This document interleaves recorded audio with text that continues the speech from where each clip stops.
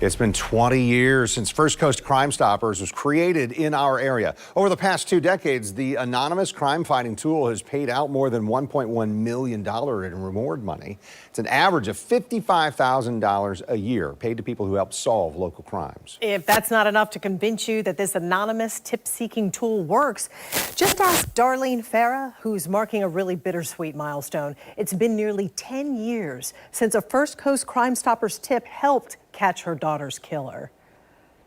She's in heaven. She's in a better place. This summer will mark 10 years since her daughter's death, but it feels like yesterday. It took me a little over 6 months to design it. A headstone marking 20-year-old Shelby Farah's final resting place in Oak Lawn Cemetery. Her mother, Darlene, remembers so much how Shelby died. Jacksonville police say they're looking for the man that shot and killed a mobile phone store clerk on the north side. And who killed her. 4 years after the violent tragedy, Darlene faced her daughter's killer in court. I was so angry I couldn't focus. I kept trying to figure out how to take you out myself in the courtroom.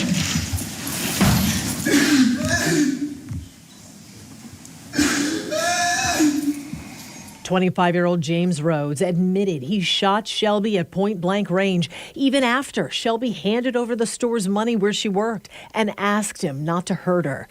It's an admission Darlene had longed to hear, but the one thing she may never find out, who contacted Crime Stoppers anonymously. Their information helped solve her daughter's murder. If you could say something to that person who called in that tip. I'd like to tell them thank you. That was brave of them to do that, and it took a lot of courage. She says she's overwhelmingly grateful that Crime Stoppers even exists. Mr. Cheek, I want to say thank you very much for what you do, and I pray that funding still comes in for 20 more years and some. She's thanking Bill Cheek, retired FBI special agent and co-founder of First Coast Crime Stoppers. We started it in June of 2002, and we made our first reward payment in 2003. After working as a liaison between his FBI office and police in Kentucky, Cheek teamed up with Diane Kerr from the U.S. Justice Department to bring Crime Stoppers to Jacksonville. So while you were waiting for the paperwork to go through and for Crime Stoppers to officially be able to start doling out money for tips, yes. What happened with the tips that were coming in? How did you pay those people? Well, when we first started, like I said, I had to go to my personal savings account and take out money to pay the first about 3 or 4 rewards. About $1,500 of his own money to pay anonymous tipsters who helped solve crimes.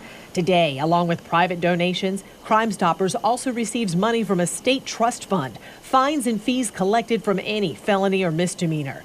Since its creation here on the First Coast, Crime Stoppers has paid out more than $1.1 million to anonymous tipsters. But Cheek says not everyone collects their reward. We have 60% of the people claiming it, but there's still 40% of the people that leave their money on the table and don't want it. That wasn't the reason they call. Reasons that may never be unearthed. It works. It works, and they do remain anonymous. 10 years later, and I still don't know who called in.